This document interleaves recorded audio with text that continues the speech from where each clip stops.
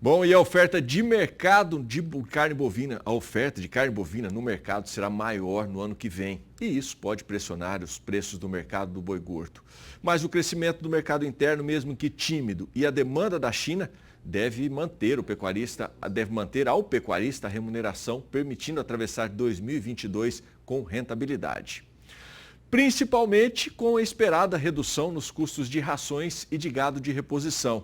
É o que estima Wagner Yanagisawa, ele que é analista do Rabobank Brasil, concedeu uma entrevista para Walter Puga Júnior lá na Bolsa Brasileira de Mercadorias. Confira aí. E o Rabobank Brasil apresentou hoje sua perspectiva, sua análise para diferentes commodities agrícolas, produtos agropecuários, relacionando aí as exportações e a produção brasileira, em relação também à produção global, ao consumo global de produtos agropecuários.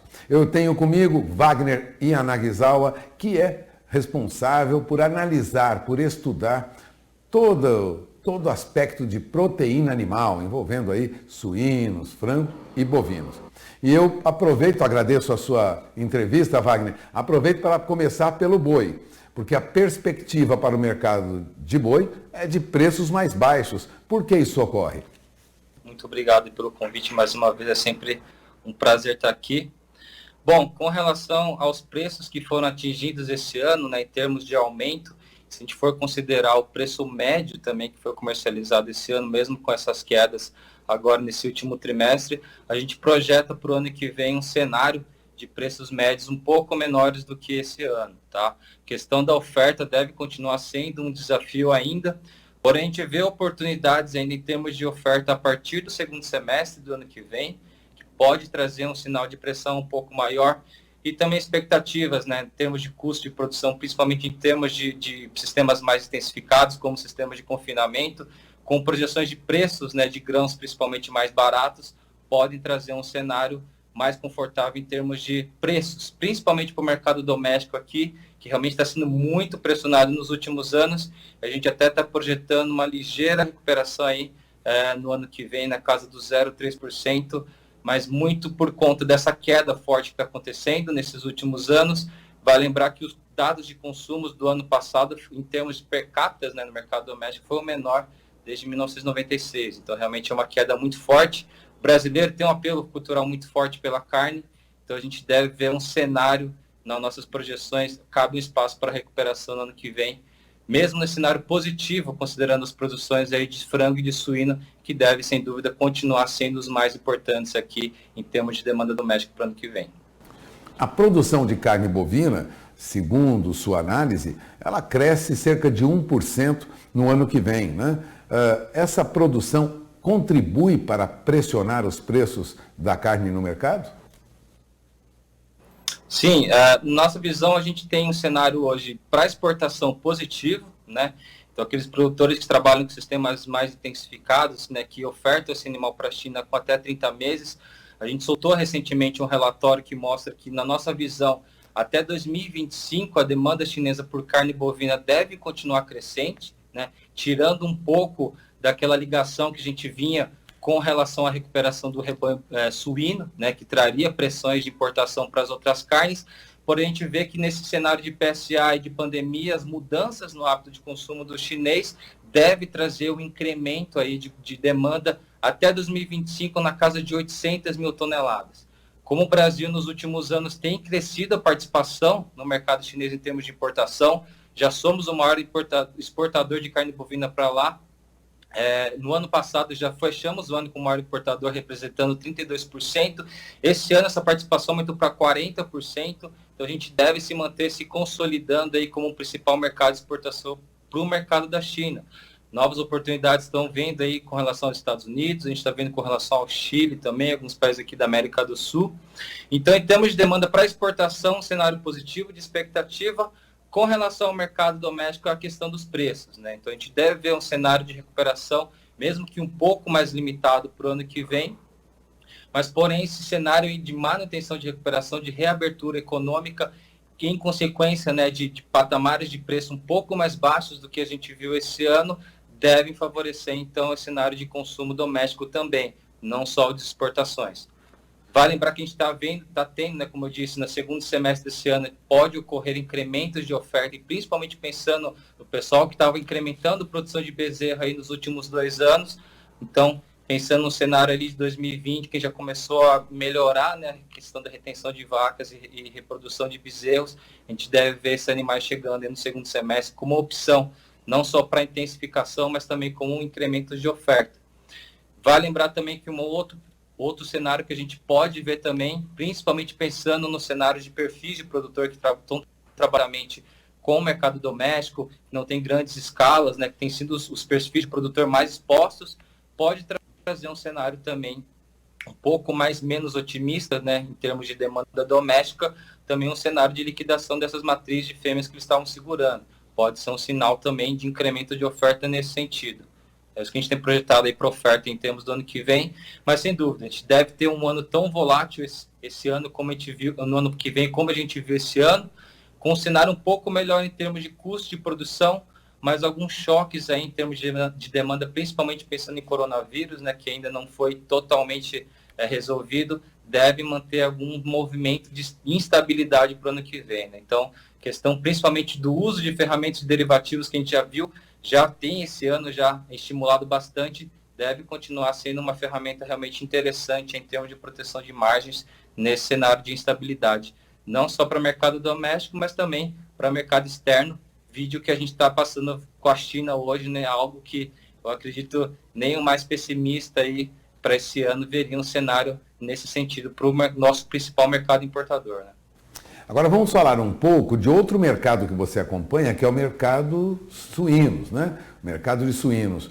A recuperação rápida do plantel chinês pode reduzir a demanda por carne suína brasileira? Porque nós exportamos muita carne suína também, não?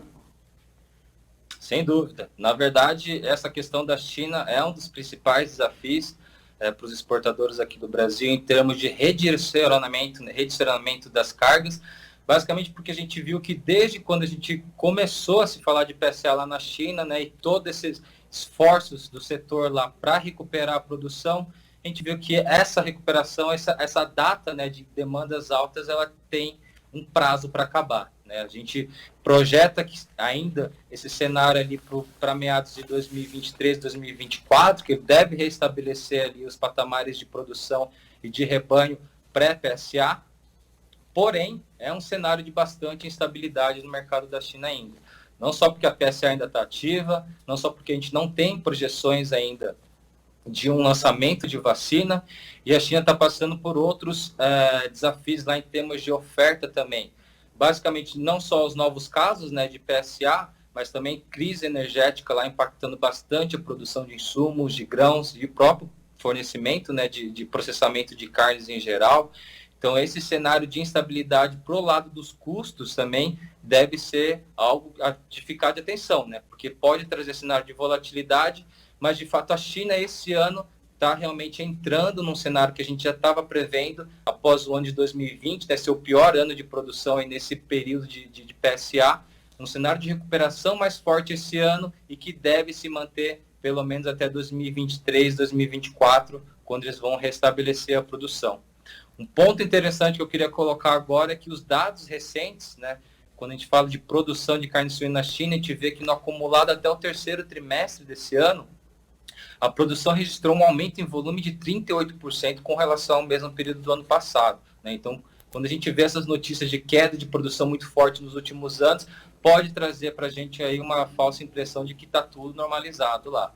De fato, os incrementos de produção estão ocorrendo, porém a gente não acredita que já é uma conclusão desse assunto. Muito pelo contrário, porque a gente vê que boa parte desses incrementos de oferta que estão ocorrendo de suínos está vindo como consequência de desestímulos para o lado do setor produtivo, né? Como liquidação de matrizes menos produtivas, oferta de animais, né, para abate com peso médio um pouco menor, basicamente porque os preços lá da receita, né, do animal vivo realmente estão muito baixos, né, estão em queda desde o começo do ano, se estabilizarem em patamares ali parecidos com o que a gente viu ali no final de 2019, do primeiro semestre de 2019, antes de começar os aumentos de preço.